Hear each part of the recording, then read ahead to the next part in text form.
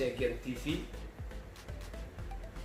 Ini adalah tayangan perdana berpikir, berbincang dengan Saud Siagian. Yang sangat luar biasa, tamu saya hari ini atau sore hari ini dalam perdana ini,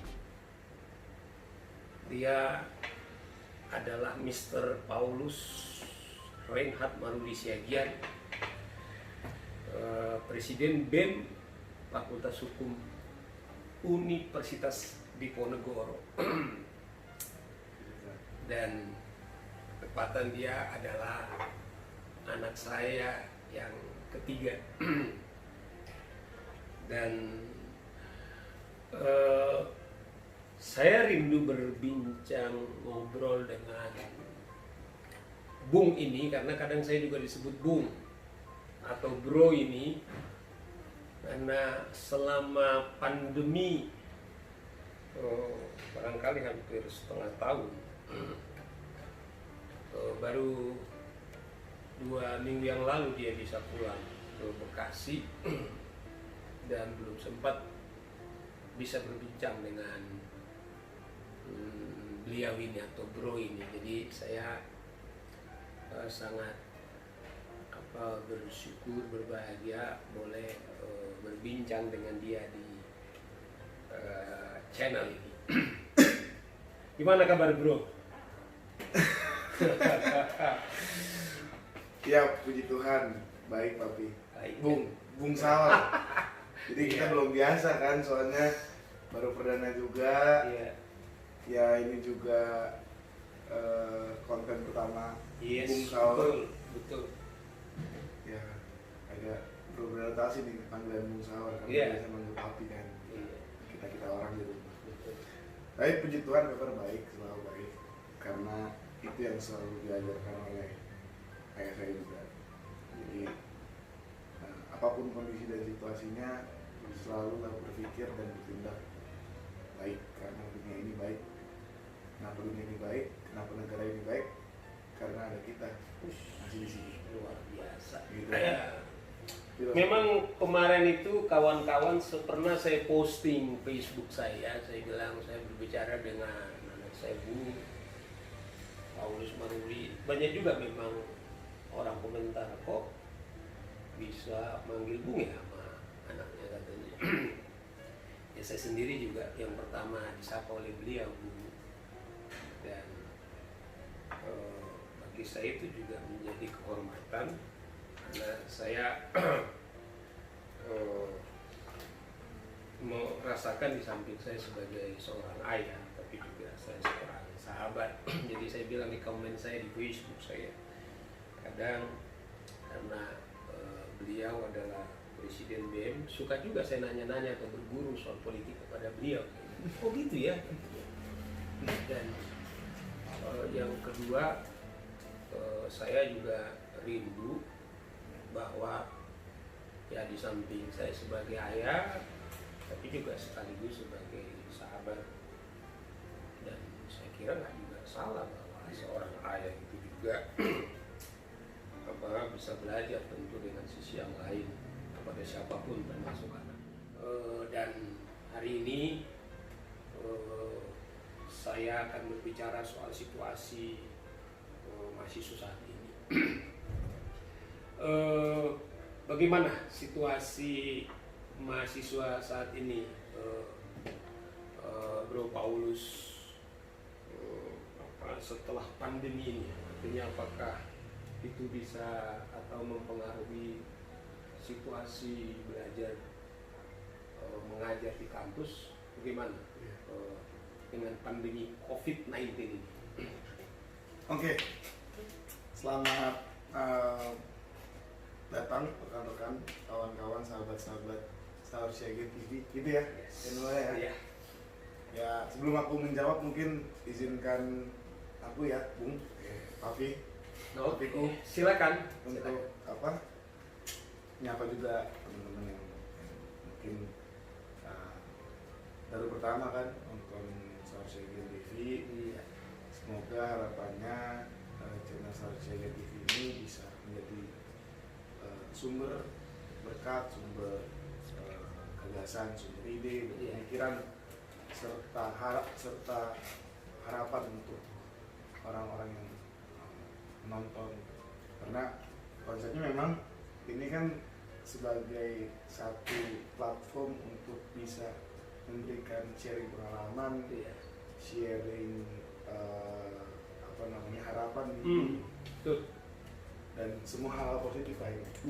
Jadi ingin menyebarkan virus-virus positif teman-teman lewat channel Sarsifa. Yes, ternyata dia sangat cerdas menyimpulkan rekan-rekan saudara-saudara sekalian tentang apa kira-kira visi daripada channel ini. Silakan tanya. Nah, cuman aku sebenarnya sebelum menjawab, aku coba luruskan dulu konsep dan filosofi panggilan Bung yang tadi sedikit dijelasin oleh Papi. Sebenarnya gini Pak, betul memang Bung itu adalah salah satu panggilan identik di organisasi kami. Biasanya identik kita memanggil sama rekan seperjuangan, kawan seperjuangan. Untuk laki-laki Bung, kalau untuk perempuan mungkin bisa Sarina atau Nona. Itu makanya dulu tuh Bung Karno, Bung Hatta sebutannya begitu. Iya, karena pada dasarnya ya Bung itu adalah panggilan kebangsaan. Panggilan kebangsaan yang mana lahir dan timbul daripada semangat perjuangan pada saat pra kemerdekaan mungkin ya, sesama founding father atau sesama pahlawan kemerdekaan kita, ya identik untuk memanggil sama kawan seperjuangan di panggilannya Bung. Jadi makanya mungkin sampai hari ini pun kawan-kawan mahasiswa di sana, bahkan aku sendiri, ya memang kalau namanya gitu ya, untuk juga mengikat semangat perjuangan itu, cara untuk saling mengingatkannya dengan kita manggil satu sama lain dengan panggilan Bung. Jadi ternyata saya juga berhak untuk memanggil yang bersangkutan. Betul. Oke. Lanjut Bung Paulus. Nah, jadi menanggapi pertanyaan dari Papi, Bung Saur ya, kita masih agak bingung soal ini. Karena panggilan-panggilan untuk beliau ini banyak sebenarnya. Kadang-kadang bisa Papi, kadang-kadang Bung Saur, kadang-kadang dipanggil sahabat, kadang-kadang bisa juga dia panggil presiden gitu. Jadi memang kita sudah sedekat itu, jadi kita tidak bermasalah ya Pak ya dengan namanya panggilan. Karena yang paling penting adalah bagaimana kita menjaga hubungan untuk saling mendukung satu sama lain. Jadi saudara-saudara, kenapa saya dulu punya ayah. Ayah saya itu kan dulu adalah brimob. Jadi dulu saya karena dia brimob keras, jadi saya nggak pernah bisa berbicara dengan ayah saya gitu loh. Jadi saya punya impian, kalau saya punya anak, saya berpikir dia harus bisa menjadi sahabat saya. Dasar itu yang dia bilang, kadang saya sebut dia presiden, abang, Bung, dan ananda saya gitu loh. Itu dasarnya mengapa saya menyebutkan atau memperlakukan anak saya seperti itu cerita. Lanjut. Berarti itu berangkat dari pengalaman masa lalu ya Pak Bewala ya. Bahkan saya sendiri akibatnya dulu gini jadinya, karena hubungan itu tidak cair, mungkin dalam perkembangan saya sebagai anak barangkali, karena memang remaja gitu ya, karena hubungan nggak cair dengan orang tua, mungkin merasa selalu dimarah-marahin, kemudian di tanda kutip didisiplinkan gitu ya.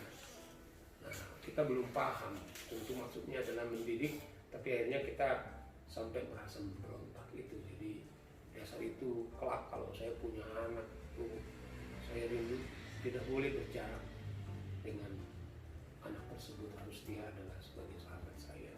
Jadi itu sebabnya mulai dari kecil kalian tuh kita bisa beranteman bisa. Waktu saya masih ingat ada Smackdown.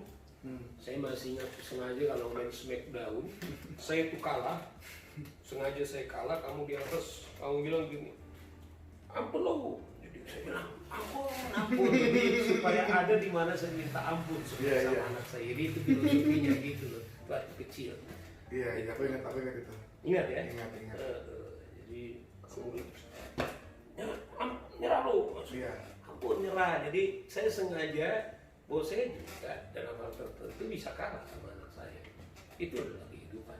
Jadi nggak selalu kita menang ayam menghadapi anak kita. Setidaknya dalam permainan bisa. Itu. Oke.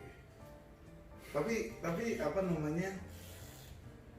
Ini apa mungkin untuk catatan bagi nonton aja Pak. Ya. Sebenarnya kita santai itu, jadi kita tidak ada santai, nggak ada plottingan, nggak ada apa namanya skrip, nggak ada plottingan siapa yang jadi apa namanya narsumnya. Ya, kita sama-sama. Mami juga nanya nanti apa topiknya, apa pertanyaan, nggak ada, kita cair aja apa yang itu gitu. Nah itu makanya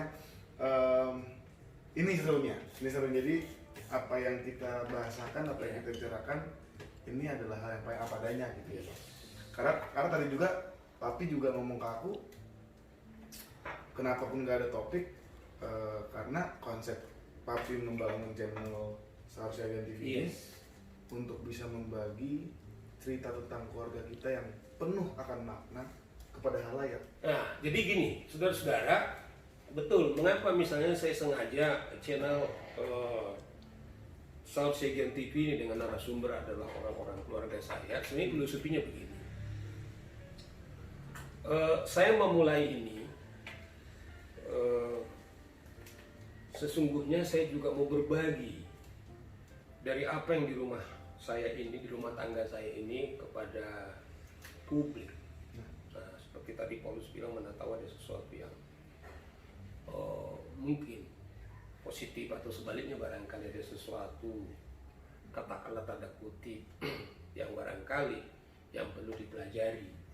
Itu sesungguhnya. Makanya saya sudah hampir 1 minggu ini saya sudah mau memberi analisa soal situasi hukum, situasi hal-hal yang sedang hangat dalam persilatan hukum. Tapi saya bilang enggak. Pokoknya narsum saya itu yang pertama adalah keluarga saya. Jadi saya bersyukur akhirnya hari ini saya bisa berbincang dengan dia, dengan kamu. Jadi itu dasarnya mengapa saya pilih adalah anak saya. Gitu loh. Betul. Sebenarnya emang apa ya? Udah jadi kerinduan kita juga kan. Jadi kalau rekan-rekan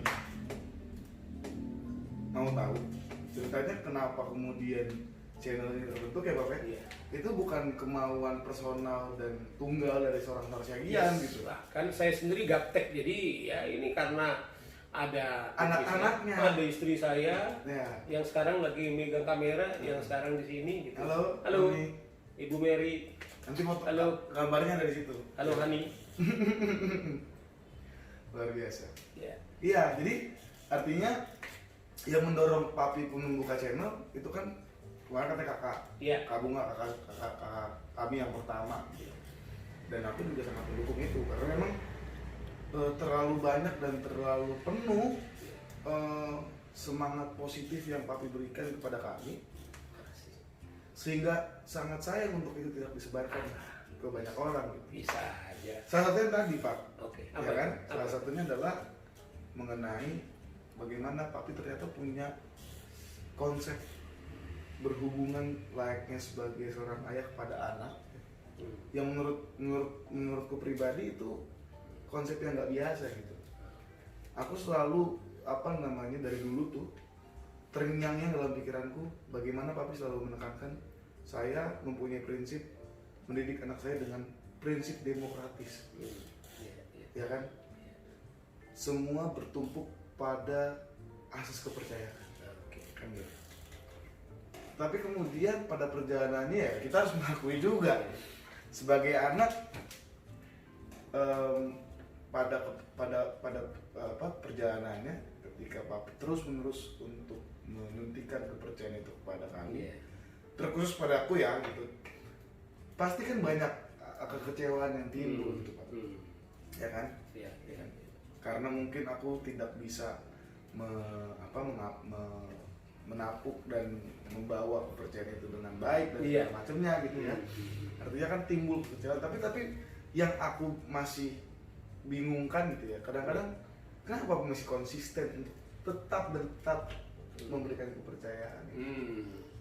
Apakah memang ternyata tadi Papi bilang karena Papi mempunyai, mohon maaf, bukan opungku ku sangat hormatin karena kalau nggak ada dia nggak ada Papi, nggak ada aku, nggak ada kita semua ya kan. Nah, apakah mungkin Papi belajar dari pengalaman dulu pada saat menjadi anak ya, dan Papi nggak mau mengulangi itu gitu, atau gimana tuh? Bahkan saudara-saudara, ada di periode di mana saya tidak bangga kepada orang tua saya. Bahkan saya mengatakan, kenapa orang tua saya ini ya suka mabok, suka minum-minum gitu, sampai satu saat tertentu kawan-kawan saya di atas saya, kalau bapak saya itu pulang dari Lapo karena dia udah mabok, kemudian itu dia bahan olok-olokan. Jadi bahkan bapak kemudian dilemparin dengan gayanya siapa gitu, dan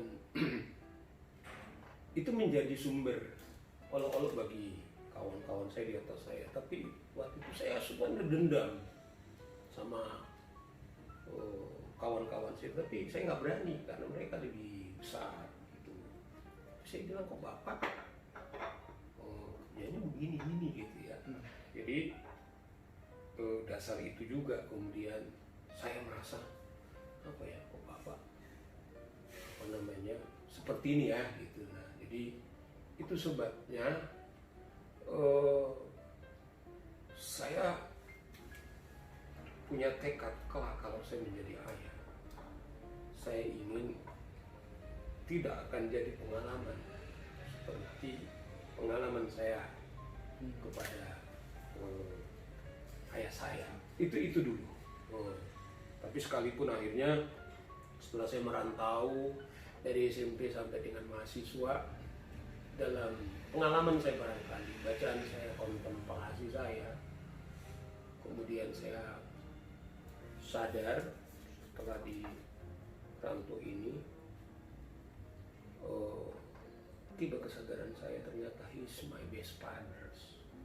Dia adalah ayah saya karena saya tidak bisa memilih jadi ayah yang lain, tapi melalui dialah yang saya berkali-kali bilang, Gerson Segian pangkatnya PL2, dialah yang melahirkan saya sendiri.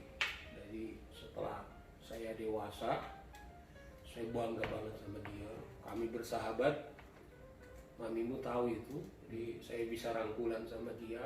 Kalau dia ketemu, saya perlakukannya seperti jenderal, selamat malam komandan gitu. Dan dia juga merasa sangat dekat dengan saya. Itu yang saya merasakan. Jadi masa lalu yang pahit itu ternyata bisa kita konsep ulang, redefinisi ulang dari kepahitan kemudian jadi kebanggaan. Jadi saya akhirnya tiba, gak ada alasan menyalahkan orang tua saya, tapi itulah kemampuannya, itulah lingkungannya. Bahkan saya mengatakan ayah saya ini adalah korban masa lalunya, intelektualnya, kemudian lingkungannya, barangkali juga tentang pekerjaannya dan tanggung jawabnya dia sebagai orang anak, sehingga dia seperti itu. Jadi akhirnya saya bisa berdamai dengan diri saya, memaafkan diri saya pada dia, dan itu yang saya bilang. Dan saya bilang bangga, inilah ayah saya yang terbaik di bawah matahari di dunia ini. Gitu loh. Mantap, keren. Tapi ya apa ya, sepakat apa yang Papi bilang, memang itu juga yang selalu ditanamkan ke kita orang di rumah gitu ya. Cuman aku pengen nanya sebenarnya. Iya. Kalau kita bicara tentang namanya apa, hubungan ayah dan anak gitu Iya. ya, hubungan ayah dan anak, pasti kan nggak tahu ya, aku sering mendengar banyak orang mengatakan perkembangan dari seorang anak itu sangat ditentukan dengan hubungan ayahnya gitu. Hubungan dia dengan sang ayah gitu. Karena ayah menurut kepercayaan kita juga ya kan, dan juga menurut apa yang kita pelajari sama ini, perannya vital banget dalam keluarga, apalagi kita masih dalam skup budaya yang cukup menitik beratkan perkembangan keluarga itu pada peranan ayah. Nah, sebenarnya Papi bisa nggak cerita sedikit bagaimana tentang bagaimana pengalaman di seorang ayah? Ya, mungkin dengan begitu banyak tantangan perjuangan yang begitu menyita tenaga, ya kan, batin, ya kan, semuanya lah. Aku pengen mendeskripsikan secara jelas, cuman agak biar waktu yang menjawab, nanti kita akan cerita-cerita. Cuman pada intinya perjuangan keluarga ini begitu berat, tapi Papi masih bisa memimpin dan juga kan, dan menjamin kekuatan dan ketahanan tiap-tiap orang ini yang ada di keluarga kita paling tidak. Itu cukup untuk menghadapi itu semua.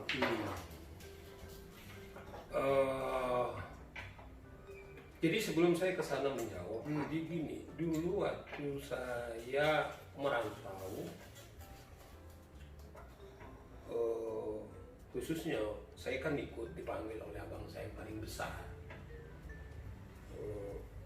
Sudah di Jakarta? Sudah di Jakarta. Okay. Jadi setelah saya tamat SMA, kuliah, kemudian semester atau tingkat 2, dulu masih tingkat 2. Mungkin dulu Papi di mana? Belum dikasih tahu ke pemirsa. Iya, jadi saya dulu kan kuliah di Jakarta, SMA di Jakarta, saya di PSKD, kemudian lanjut di UKI, di Universitas Kristen Indonesia. Saya tinggal dengan kakak saya. Nah, karena situasi kesulitan ekonomi, jadi tingkat 2, kalau dulu masih zaman saya itu tingkat belum semesteran, jadi tingkat 1, tingkat 2, tingkat 3, tingkat 4, tingkat 5, masih 5 tahun lah. Jadi pada tahun kedua saya sudah meninggalkan kakak saya, abang saya, karena situasi ekonomi. Jadi praktis selama saya kuliah itu tanda kutip sebenarnya saya nomaden. Oh iya. Saya nomaden, nggak pernah namanya kenal kos, tidak kenal normal ya, baju baru selama kuliah, kecuali ya saya dapat bahasa kerennya itu beasiswa dari DGI, namanya dulu ada DGI, Dewan Gereja Indonesia, sekarang berganti nama PGI. Saya dapat beasiswa, kerennya namanya beasiswa. Sebenarnya ini bantuan kepada orang yang tidak mampu.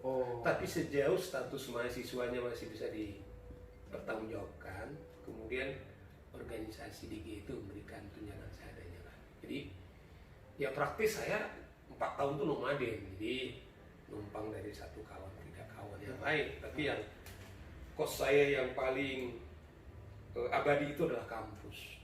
Jadi ketika nggak ada lagi ya saya tidur di kampus. Nah, jadi dasar ini barangkali karena saya merasakan tanda kutip ya jujur pahit sekali ya. Kalau saya mau flashback ya, saya sih berharap jangan sampai pernah terjadi kepada siapapun gitu. Bukan saya menyesali, tetapi sekaligus juga menurut saya syukuri itu. Karena menurut saya disitulah kekuatan saya. Jadi maksud saya masa lalu saya, khususnya di mahasiswa itu membentuk saya. Hari-hari saya harus berjuang dari satu tempat ke tempat yang lain, numpang satu bis ke tempat bis yang lain. Dan akhirnya tesis saya mengatakan begini, sesungguhnya kesulitan apapun, kemiskinan, sesungguhnya kalau kita lihat dari perspektif yang menantang, atau ada sisi yang lain dari hal yang lebih besar lagi, itu yang paling mudah, paling powerful mendrive kita bisa berubah. Dan sekaligus saya bilang, karena saya merasakan hal yang paling pahit dasar itu kalau saya berjuang, oke, saya hitung-hitungan saya, kita yuk perang gitu ya. Hitung-hitungan saya, lu nggak terbiasa lu menderita, lu nggak biasa sulit lo. Nah, saya bayangkan gini, lu pasti kalah ngelawan gue. Kira-kira gitu, bukan karena hebat uang kita banyak, jabatan kita naik, adu-aduan susah gitu. Jadi saya merasa saya skillful di sana. Nah, dasar itu, jadi saya terpikir kalau saya punya anak bisa enggak, ya saya harus juga belajar melihat situasi kesulitan tak apapun itu, apakah itu menyangkut sekolah, menyangkut keseharian, kemudian tidak kita melihat itu sisi-sisi negatifnya. Makanya seperti Paulus tadi bilang, saya berusaha memperlakukan anak-anak ini semua memang secara demokratis. Saya memberikan, saya selalu bilang kepada mereka, ini kita diskusi loh, ini masukan dari saya. Tapi andaikan masukan saya ini, kemudian Anda merasa itu berguna, kemudian itu menjadi keputusan, itulah keputusanmu. Itu saya selalu bilang kepada mereka. Jadi dasar itu saya kira, biar anak-anak ini kemudian bertumbuh, berkembang dengan segala kesulitannya, karena saya percaya nggak perlu kita kesulitan, karena saya percaya sebenarnya kesulitan, problem itu yang paling mempercepat kemudian dia jadi tangguh. Nah itu makanya saya selalu bilang, ayo jalanin, saya percaya, karena pasti mereka punya jalan keluar untuk menyelesaikan sesuatu. Jadi tidak selalu mengutuki namanya kesulitan. Bahkan secara jujur saya mengatakan bahwa kesulitan itu adalah sesungguhnya vitamin kehidupan. Kalau otot kita ini butuh protein supaya ototnya keluar, jiwa itu salah satu vitaminnya itu adalah kesulitan. Jadi kita bersahabat dengan kesulitan sehingga otot jiwa kita itu bertumbuh. Nah itu sebenarnya, itu juga kepada anak-anak itu loh, yang saya selama ini lakukan atau saya sharingkan gitu Pak. Nah, luar biasa dan memang itu adalah hal yang betul-betul terjadi ya. Itu bahkan saya sendiri, aku sendiri kan, ya kita semua saksi hidup Pak. Bagaimana keluarga ini bertumbuh dari penderitaan ke penderitaan, dari kesulitan demi kesulitan. Tetapi jangan pernah ditanya bagaimana perasaan dan harapan kita serta iman kita masih terus terjaga dan begitu tangguh untuk mau tetap berharap, untuk mau tetap beriman, untuk mau tetap hidup bahagia. Karena ayah saya selalu bilang, beliau ini selalu bilang, ya kita nggak bisa bahagia dari uang, nggak bisa bahagia dari materi, tapi kita bahagia dari pikiran kita. Dan pikiran itu yang bisa mengendalikan siapa? Jadi kita sendiri. Ya. Makanya saudara-saudara, saya kasih tag dalam channel saya ini, pikiran, kemudian cinta, kemudian hukum. Jadi dimulai dengan pikiran. Jadi memang anak-anak ngeri kadang-kadang kalau saya dari awal anak-anak selalu bilang pakai otakmu. Nah barangkali kalau orang kasar, tidak pernah melihat tuh di arah kasar, padahal saya pastikan kecerdasan itu sesungguhnya setiap orang itu cerdas. Problemnya adalah dia menggunakan kecerdasan, atau bahasa lugas saya menggunakan otaknya enggak gitu. Saya masih ingat dulu kamu waktu kecil mau ke kamar mandi gitu loh kan, masih kecil, umur berapa dulu itu ya? Cerita apa itu Pak? Ya kamu mau ke, mungkin waktu itu 4 tahun kan, mau ke kamar mandi. Terus? Kamar mandinya kemudian lampunya mati. Oke. Jadi, nah di kamar mandi itu pintu di samping, di belakang pintu itu ada telepon genggam. Jadi, mana mukunya ini? Bukanya di gimana ini gitu loh kan, papi gimana? Nangis. Saya bilang gini, pakai. Akhirnya kamu mikir-mikir, tiba-tiba ada HP itu diambil, dilempar-lemparin. Akhirnya lampunya hidup, tapi akhirnya korbannya adalah telepon genggamnya, telepon yang di lengkekkan itu yang jadi korban. Nah maksud saya Ya itu risiko, tapi maksud saya adalah segala sesuatu itu sesungguhnya kita akan ada solusi yang baik sejauh kita mau rajin menggunakan akal. Iya, Itu betul. ceritanya. Betul. Nah, tadi kan apa namanya sudah sedikit banyak saya jelaskan bagaimana pikiran itu menjadi modal kekuatan bagi seorang manusia untuk bisa bertahan hidup. Ya. Karena bagiku ya kalau secara naluriah gitu ya, manusia kan itu hadir di dunia itu kan sebenarnya untuk bertahan hidup. Ya. Kenapa? Karena kemudian hidup yang dapat dimaknai jangan cuma hidup dengan apa namanya raga, tapi dengan jiwa. Ya. Dengan manusia punya keturunan, mempunyai anak, cucu dan segala macam turunannya itu kan mempertahankan kehidupannya dia juga. Ya. Nah, ini juga menjadi penting menurut aku ya. Papi di sini ya mempertahankan kehidupan dengan cara membagi pesan-pesan dan makna dari kehidupan keluarga ini ke teman-teman semua. Semoga itu harapan kita. Nah jadi aku sangat berterima kasih sebetulnya. Mungkin nanti setelah ini dalam konten-konten lain Papi bisa lebih dalam menceritakan bagaimana kronologi, bagaimana sejarah, bagaimana histori kehidupannya. Tadi sudah dijelaskan bagaimana kehidupan kuliah. Itu yang menjadi jawaban dari pertanyaan pertama Papi. Kalau tadi Papi bertanya bagaimana kehidupan kampus hari ini, ya kan? Back to the laptop. Walaupun udah kejauhan, tapi emang karena emang kita ini cair aja, nggak ada ini, nggak ada aturan ini, suka-suka kita. Siap, suka-suka kita ini.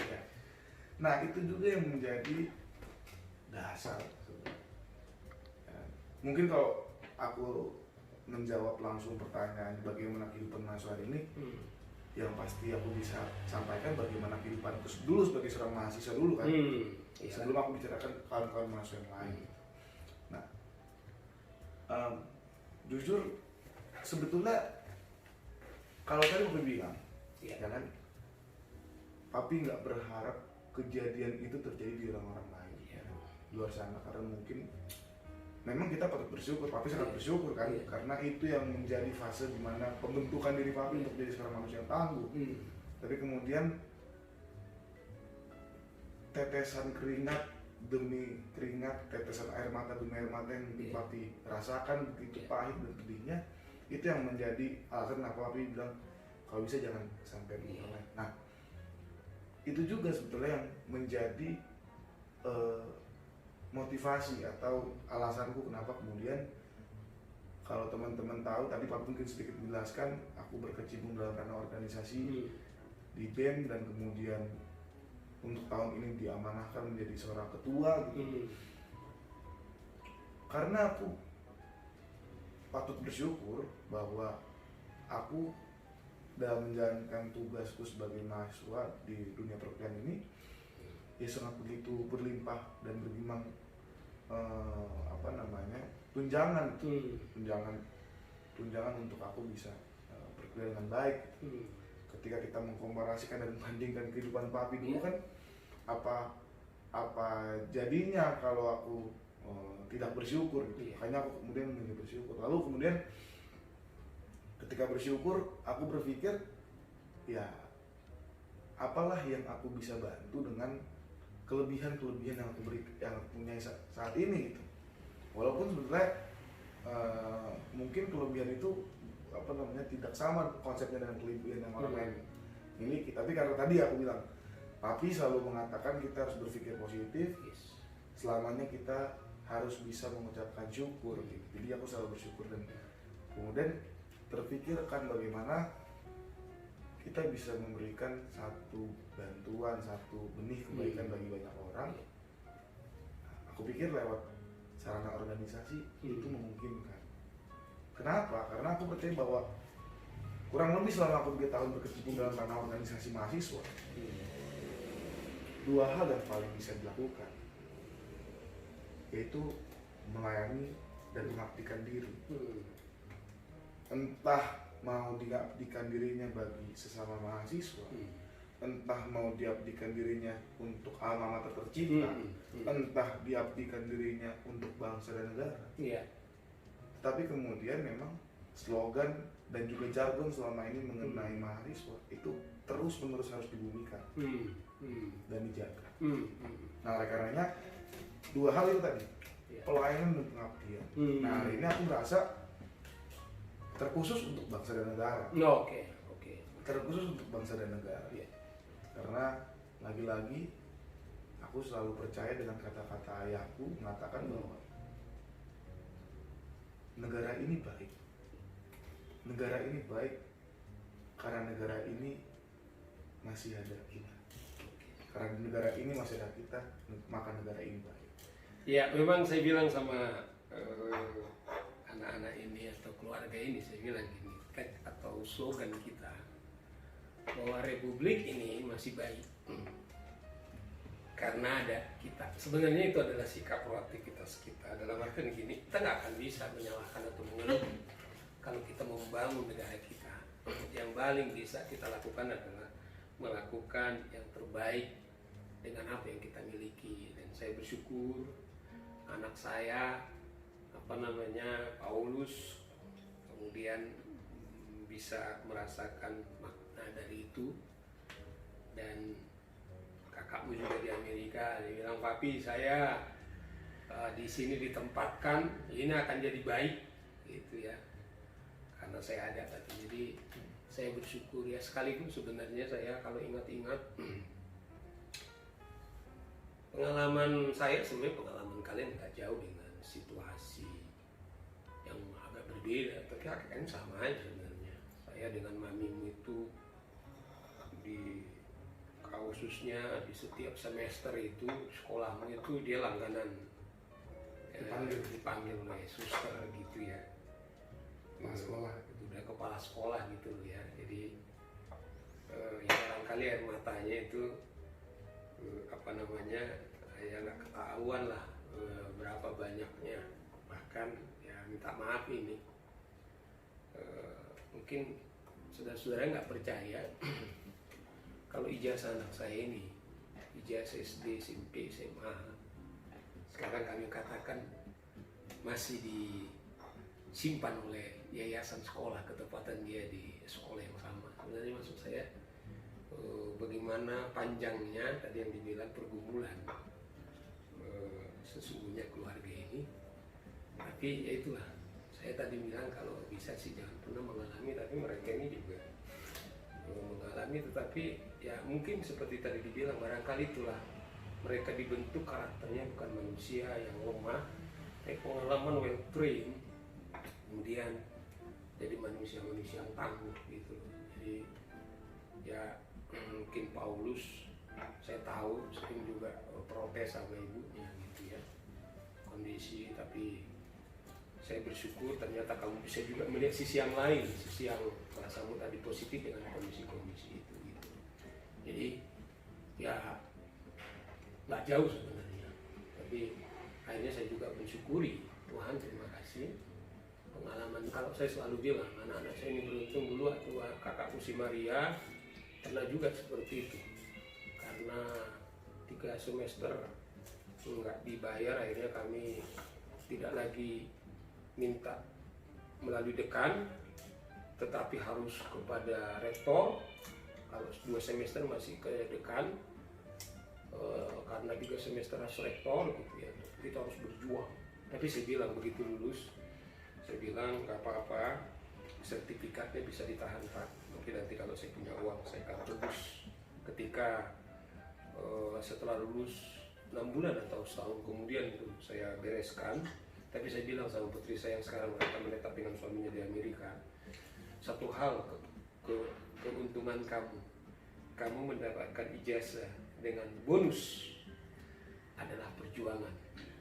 Itu yang saya bilang. Jadi bukan malah petaka, tapi saya bilang sama anak-anak ini, kamu dapat plus perjuangannya, plus kepahitannya gitu. Dan saya pikir itu juga membuat mereka, ya mudah-mudahan sih mereka bisa lebih. Itu sih jadi. Iya. Betul banget. Walaupun sebenarnya pada perjalanannya nggak mudah ya Pak ya. Iya. Ya. Tidak mudah, tidak semudah yang kami bicarakan sekarang gitu. Yang aku dan Papi omongin sekarang. Prosesnya nggak mudah, cuman ketika kita ada detik ini, walaupun kita ini masih dalam, kalau papi, aku percaya papi masih berpikir sampai titik darah penghabisan, sampai akhir hayat kehidupan kita terus berjuang. Ya Pak. Ya, memang saya akhirnya kalau tanya-tanya anak-anak ini, apa sih kata yang paling sakral gitu? Apa yang kata paling sakral? Perjuangan. Nah, jadi mereka tahu selalu jawab perjuangan. Perjuangan. Karena memang sedemikian akrabnya perjuangan itu, ya jadi kami merasakan kata yang sakral itu adalah perjuangan. Dan saya pikir konsekuensi hidup, saya kira hidup ini sendiri kan sesuai perjuangan. Kita bangun pagi, kita mau melakukan apa, untuk bangun aja kita berjuang.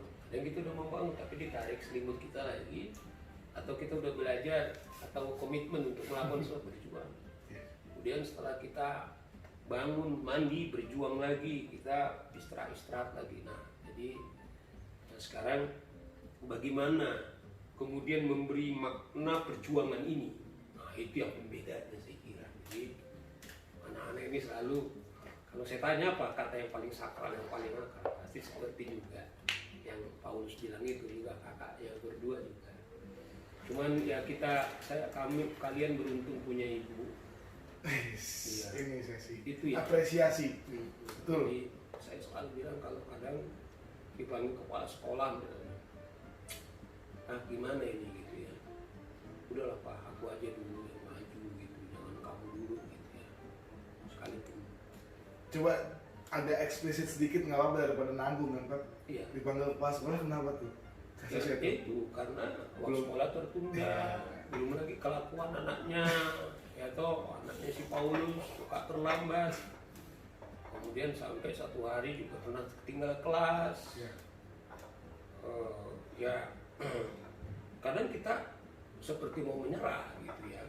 Tapi saya bilang nggak ada alasan saya kemudian menyerah. Waktu dia tinggal kelas, saya bilang sama dia, saya tahu kamu siapa, saya bilang. Saya kenal kamu karena saya bapakmu. Saya kenal kamu, saya bilang. Dan ada yang berpikir untuk pindah naik kelas, enggak, saya bilang. Karena IQ-mu pernah diukur lebih tinggi dari kedua kakakmu gitu. Cuman kamu mau belajar apa? Cuman saya bilang kamu kan banyak belajar bermain. Kalau saya bilang berkawan. Ya saya dengar kalau sekolahmu itu atau kawan-kawanku, dia bilang, Segian tuh udah terlambat, gayanya juga seperti itu gitu loh ya. Sampai saya dengar katanya, sampai kamu dibilang ini kayak sekolah bapakmu ini kayak. Udah uang sekolahnya terlambat juga nggak teratur gitu loh kelakuanmu juga gitu. Tapi saya percaya satu hal, saya bilang bahwa anak saya ini gak akan saya pernah ragu mencabut bahwa saya pernah percaya sama dia. Dan betul, waktu kamu masuk di Unpad, kamu Undip, kamu, saya ingat saya kalau nggak salah ibunya yang tahu, 2 minggu kamu konsentrasi, meninggalkan kawan-kawanmu, fokus kamu belajar, kemudian ya, ternyata kamu bisa masuk ke Undip. Bukan saja bisa, kamu jadi memimpin mahasiswa, bahkan menjadi presiden BEM di saat saya wawancara sekarang gitu. Jadi saya bukan salah tetapi problemnya adalah kamu mau fokus serius melakukan ini apa enggak gitu. Dan saya kadang sekarang ini ya banyak kagum-kagum juga melihat pengetahuanmu, makanya termasuk mami juga bilang begitu. Makanya saya kadang juga telepon kamu, kok gimana pendapatmu soal ini gitu ya. Nah mungkin ada sesuatu yang barangkali yang baru kamu lakukan di kampus usahanya gitu. Saya kira itu juga yang menurut saya sekarang ini yang barangkali kita share gitu ya. Betul. Sekalipun mungkin di dalam pertemuan yang perdana ini nggak semua gitu kan. Tapi itulah harapan saya dengan channel saya ini. Saya tidak mau egois. Apa yang saya rasakan ini, yang barangkali saya dengan istri saya, anak-anak saya ini, saya ingin juga ini saya berbagi kepada kawan yang membuat kami sekarang ini bisa bertahan, bahasa saya bertahan.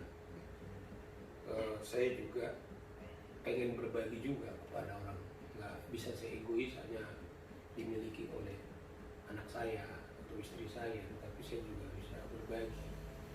Nah, makanya itu yang saya bilang, channel ini hanya bisa dengan peralatan kita seadanya, nggak boleh ada investasi apapun gitu ya.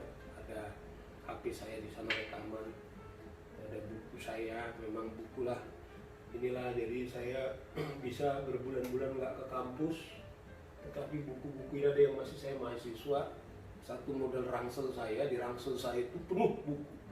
Saya kadang-kadang sekolah di taman, sekolah saya di rel kereta api, di bus, kemudian di WC.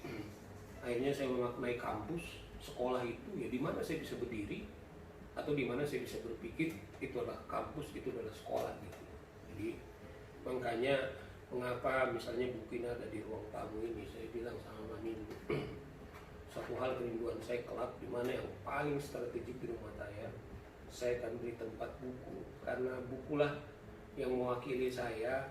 Saya nggak bisa setiap hari ke kampus karena nggak ada uang ongkos ke kampus, tetapi menggantikan karena saya belajar buku. Kemudian dengan saya tetap konsisten membaca, itu bisa mengimbangi saya gitu. Jadi saya akan tempatkan buku yang paling baik sebagai ucapan terima kasih saya kepada buku. Itu loh bro. Iya betul. Tapi for your information, Yes. atau bahasa anak muda FYI gitu. Buat rekan-rekan pemirsa, penonton dan penikmat channel Sarsya Gen TV. Beliau ini, Bung Saur ini, ayah saya ini, dengan mata kepala saya melihat masih konsisten setiap hari baca buku di umur yang segini ya.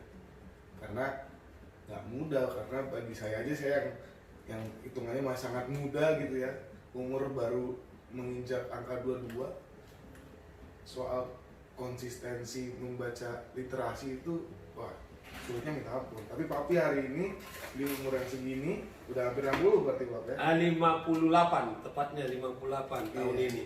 58 tahun ini udah berjalan 59 kan? Iya, nanti tahun depan 59. Nah, sudah mau menginjak angka 60 tapi Yes. masih terus konsisten, tidak berhenti untuk belajar. Tapi saya bilang sama Mamimu, saya dikurangi 10 tahun usianya. Kenapa tuh Pak? Karena gini, saya merasa sekalipun, makanya sekalipun saya masuk 58, saya kurangi 10 tahun.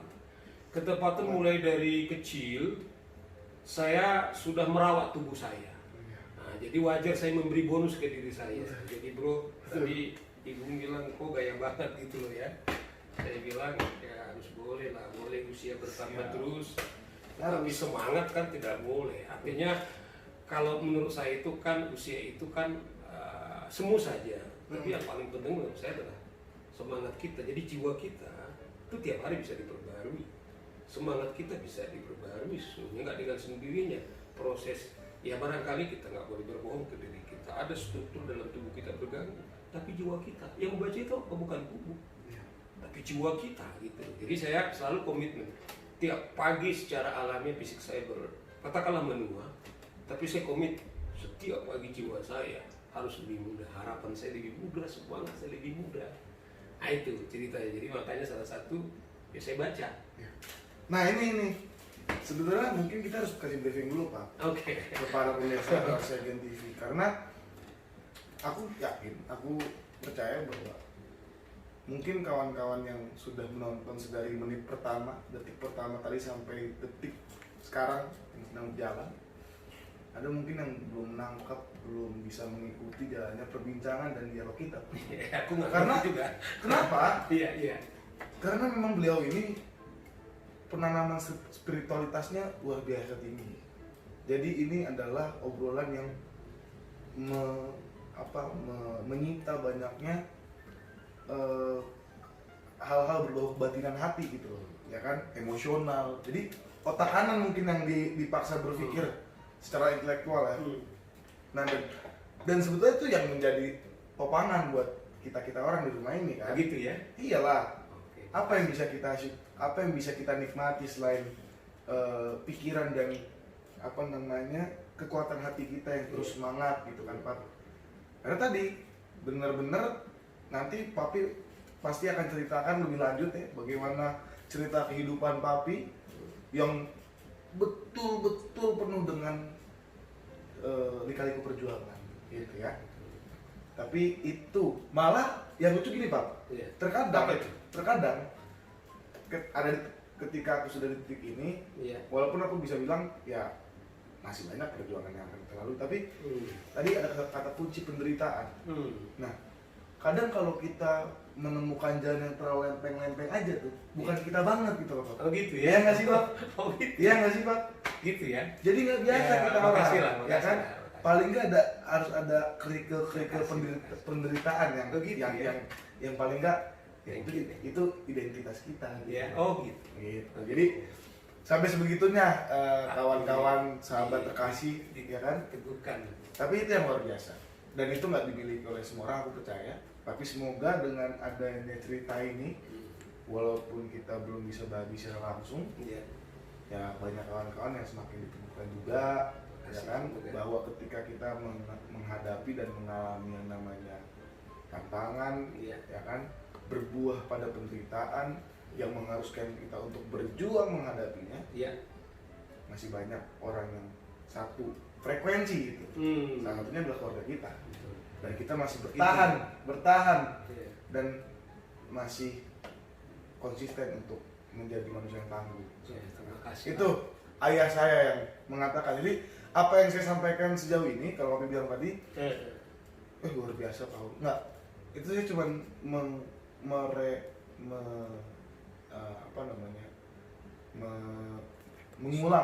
mengulang apa yang ayah saya sampaikan. Sebenarnya mami yang jauh lebih tangguh.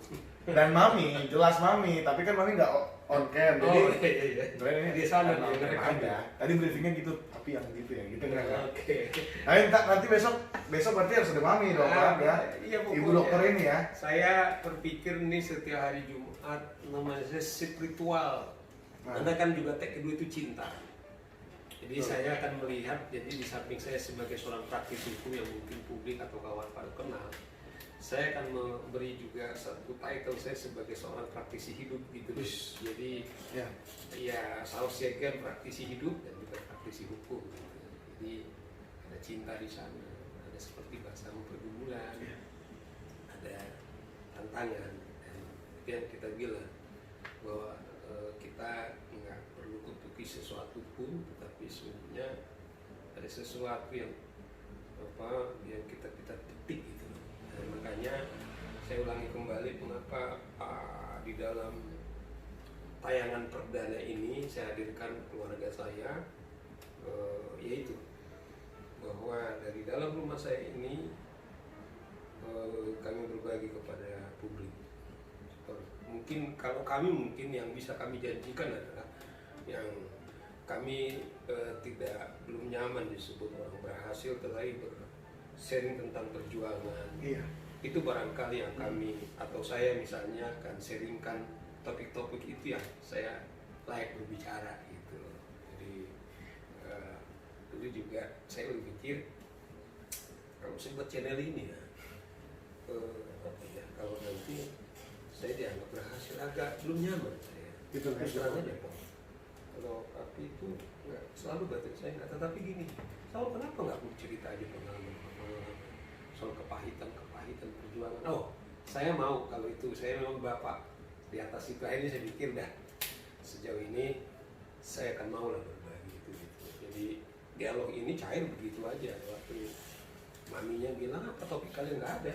Tapi karena kalau Papi ngomongin tentang keberhasilan untuk ditatar orang umum ya, sudah terlalu banyak channel yang menelurkan pesan-pesan keberhasilan itu Pak. Ya kan kita tahu kayak misalnya contoh Atta Halilintar atau Raffi Ahmad kan mobilnya dari apa sampai apa pun mereka punya gitu kan. Tapi memang jarang untuk orang yang mau menceritakan apa ada tentang perjalanan kehidupan yang penuh dengan dinamika perjuangan itu. Nah itu sebenarnya yang kawan-kawan tunggu-tunggu kan. karena itu bahayanya. Aku sedikit ya, ini mungkin sedikit aja sih Pak. Karena kasihan manipulasi media sosial hari ini.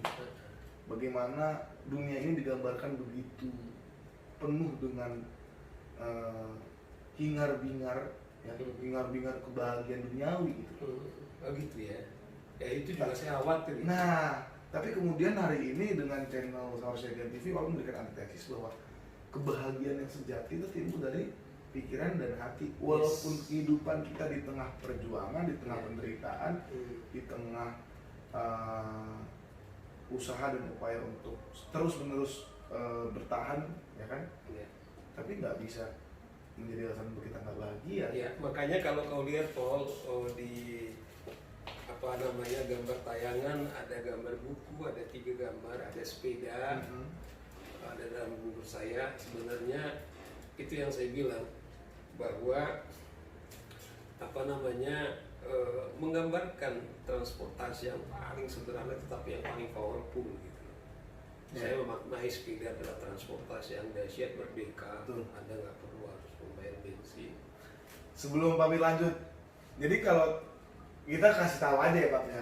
Jadi tren hari ini orang naik sepeda itu sebenarnya udah kita rasakan, udah kami nikmati sebagai dulu kan di SD naik sepeda. SD, SMP naik sepeda. Tapi waktu itu aku masih malu Pak. Oh gitu. Kan proses kan dari bilang kan. Waktu itu masih ada malu-malunya. Cuman buktinya apa? Tapi terbukti Pak, ya kan? Akhirnya pada hari ini semua orang mengakui bahwa yang namanya bersepeda itu adalah kegiatan yang berkelas. Kenapa? Karena mencari yang namanya kesehatan. Ya kan?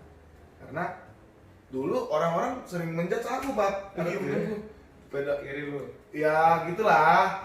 Cuman maksudnya kayak mungkin pada saat itu teman-temanku ada yang diantar naik Mercy, naik BMW, atau naik mobil lain gitu. Cuman ternyata aku dengan segala upaya paksa lah, dan kutip lah gitu ya, disuruh dan diminta naik sepeda. Ya mau nggak mau, suka nggak suka aku naik sepeda. Walaupun dengan penuh keterpaksaan pada awalnya, tapi pada akhirnya sekarang ya semua sudah membuktikan bahwa yang namanya naik sepeda adalah kegiatan berkelas. Dan itu sudah kita lakukan dari dulu kawan-kawan. Jadi tapi orang yang cukup visioner juga. Iyalah, sebenarnya di samping visioner apa namanya ya, kita betul-betul menjalani sesuatu secara mendasar, tetapi tidak dengan sendirinya kemudian kita merasakan kita paling kere, tetapi tidak juga mengurangi standar kebahagiaan kita, tapi tidak juga mengurangi rasa percaya diri kita, karena bagi saya kebahagiaan itu tidak ada kaitannya dengan kepemilikan apapun yang kau miliki itu, tapi kepada mindset Anda. Kalau Anda berbahagia saat ini, ya sama dengan saya paling bahagia saat itu. Coba bayangkan, channel YouTube saya itu udah 3 hari ini, anjing apa sih? Enggak, saya jamin narsum saya adalah anak saya. Jadi saya memaknai, bayangkan 3 hari ini saya tunggu-tunggu, berarti bagi saya ngobrol sama dengan anak saya itu nilainya tinggi banget gitu.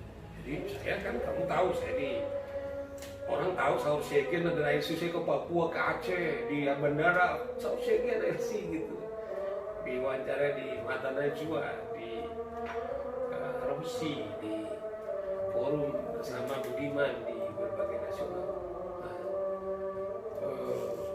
saya terbiasa di situ, tapi saya rindu anak saya menjadi narsum lebih rendah kualitasnya, sebagaimana saya sering bilang, it is my happiness gitu. Nah, jadi tergantung bagaimana memberi kebahagiaan itu. Cuman kan ada itu yang kau bilang, ada orang sudah dirampok kebahagiaannya hanya kemudian dengan mobilnya, kemudian dengan apa namanya tanda kutip kebendaan yang menurut saya, kembali maaf ini menurut saya sangat semu, karena barangkali kami tidak memiliki itu.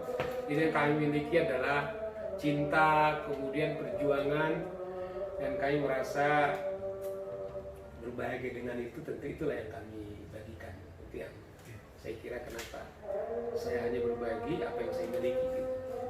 Ya, tapi aku pikir obrolan kita pada sore hari ini ini adalah menjadi dasar teori, menjadi dasar pijakan di mana channel YouTube Papi ini, ya, Seharusnya Gen TV ini akan berlayar di kemudian hari. Jadi yang tadi kita bahas itu dasarnya Pak, itu masih dasar.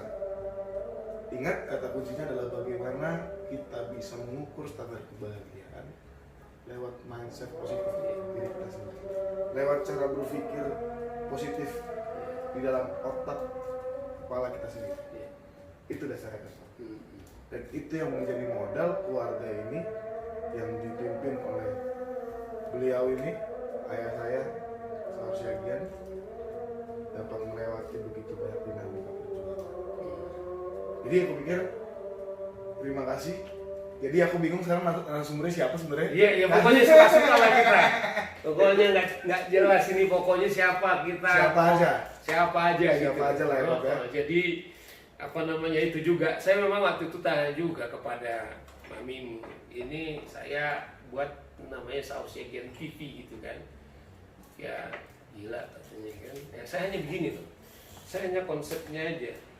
Sekarang ini kan dengan kreativitas yang kita miliki, dengan fasilitas YouTube, kemudian ini adalah satu konten berkelas dunia, kemudian dengan menceritakan apa yang kita alami gitu, sama dengan tadi Paulus, ya pokoknya aku bilang sama Mami, bagi saya kalau hanya nonton itu hanya kalian ya alhamdulillah puji Tuhan. Ada tambah lagi ya puji Tuhan gitu kan, tetapi bagi saya yang paling konten ada yang mau saya ringkan.